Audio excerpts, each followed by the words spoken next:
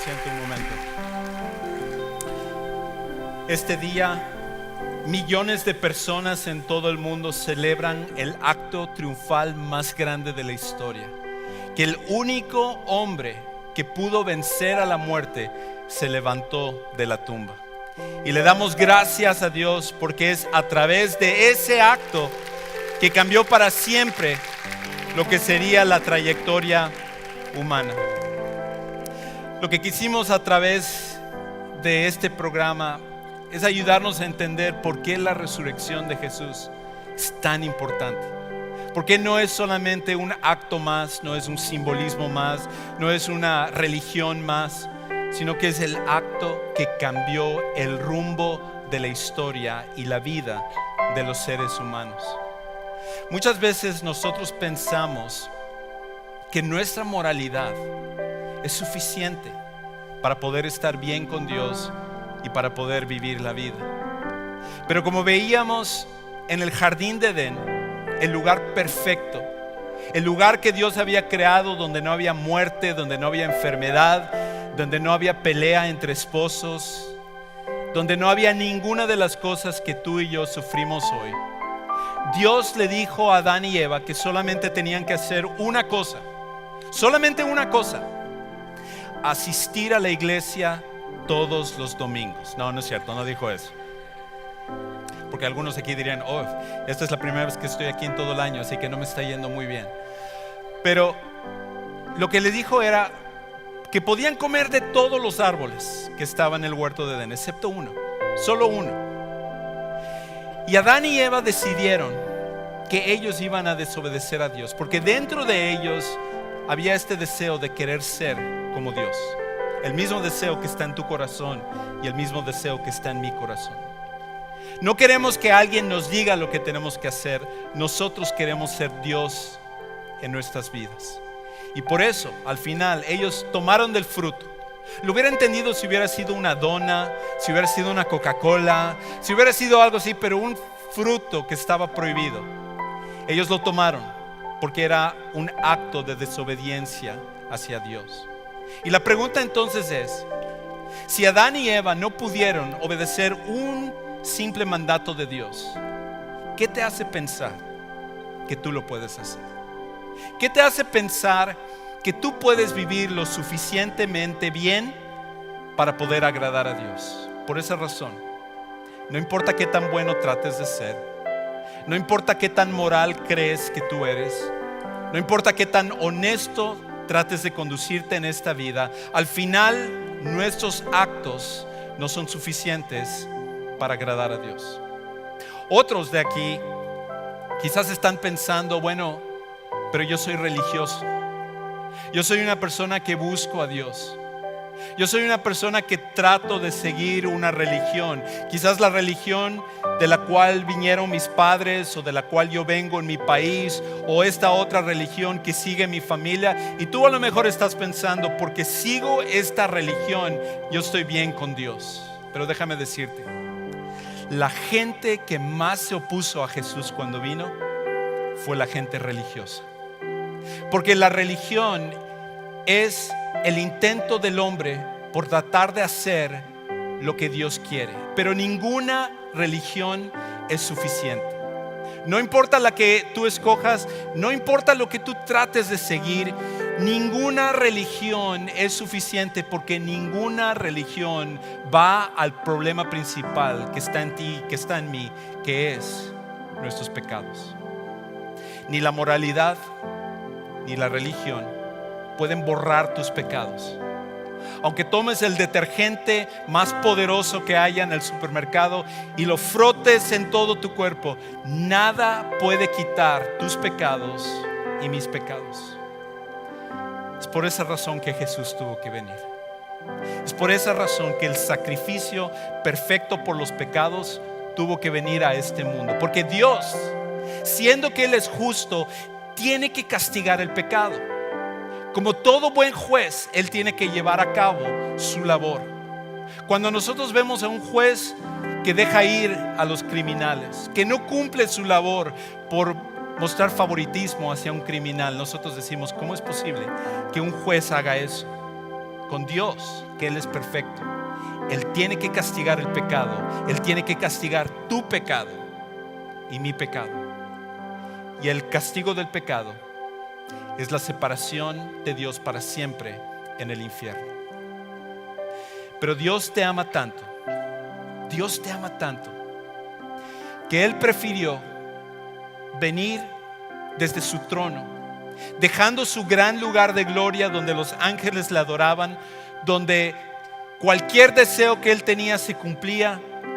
Dejó toda su gloria y vino a este mundo para vivir la vida perfecta que tú y yo debimos de haber vivido, pero que ninguno de nosotros somos capaces de hacer. Y al terminar su vida perfecta, voluntariamente, Él dejó que fuera crucificado. Y Él murió la peor muerte que una persona podía morir. Y lo hizo para que tú no lo tuvieras que hacer. Murió en la cruz para que tú no tuvieras que morir en tus pecados. Pero la muestra de que Él tiene poder para perdonarte y cambiar tu vida fue lo que sucedió hace 2000 años, que nosotros ahora celebramos, que es su resurrección. Cuando Jesús resucitó, muestra que Él tiene poder para borrar pecados, para cambiar vidas, para dar vida donde hay muerte. Y por esa razón, el acto de la resurrección es el acto triunfal más grande de la historia. ¿No le da gracias a Dios por eso?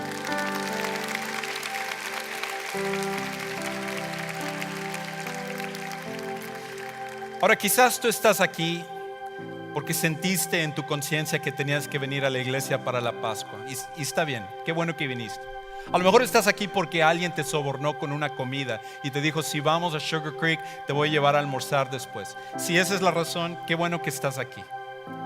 Pero hay algo que tú tienes que decidir en esta tarde. Algo que tú tienes que tomar una decisión con respecto a lo que acabas de escuchar y con respecto a Jesús mismo. Y eso es: ¿qué es lo que tú vas a hacer con Jesús? ¿Qué es lo que vas a hacer con Jesús? Esa es la pregunta más importante de la historia. En cierta ocasión, el apóstol Pablo, hacia el final de su vida, él estaba compartiendo lo que nosotros vimos en video a través de este tiempo, y contó todo lo que nosotros vimos, nuestra necesidad de Dios, y cómo Dios, a través de sacrificios, de mandamientos, nada de eso era suficiente, y Cristo tuvo que venir y a través de su resurrección cambió todo. Y cuando él estaba ante el rey, un rey que se llamaba Agripa II, que él era el gobernador de la región de Judea, allá en Israel, ante él y otro dignatario que se llamaba Festo, él les cuenta esta historia acerca de Jesús, la historia más grande.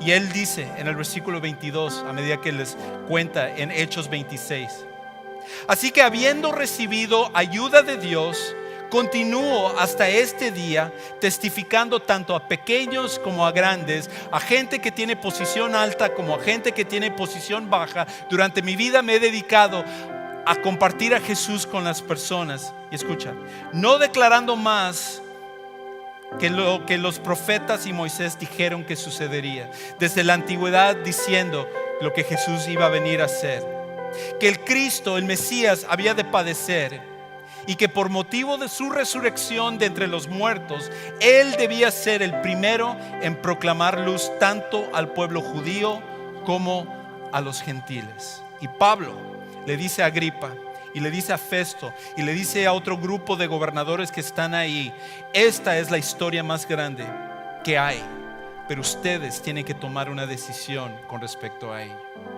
Y más adelante en el pasaje nos dice que Agripa, que era la persona más importante en ese cuarto, dice como comentario: Pablo, por poco me convences a ser cristiano, por poco me convences a que yo crea en Jesús y yo ponga mi esperanza en Él. Y yo me imagino que cuando Agripa murió y se presentó delante de Dios, debió de haber sido el momento que más se lamentó en la historia. Por poco me persuades a ser cristiano. Y en este día tú tienes que tomar la misma decisión. ¿Qué es lo que tú vas a hacer con Jesús? Esto no es solo una historia que venimos a celebrar una vez al año.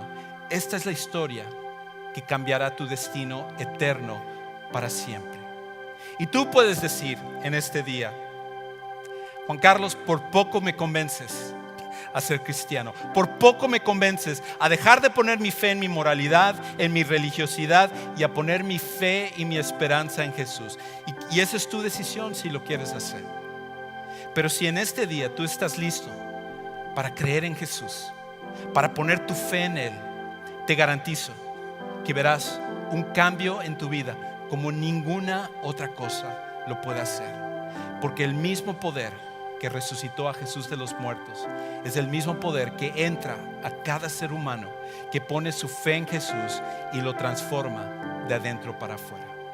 Por esa razón, yo quiero extenderte una invitación a que tú puedas tomar esa decisión el día de hoy.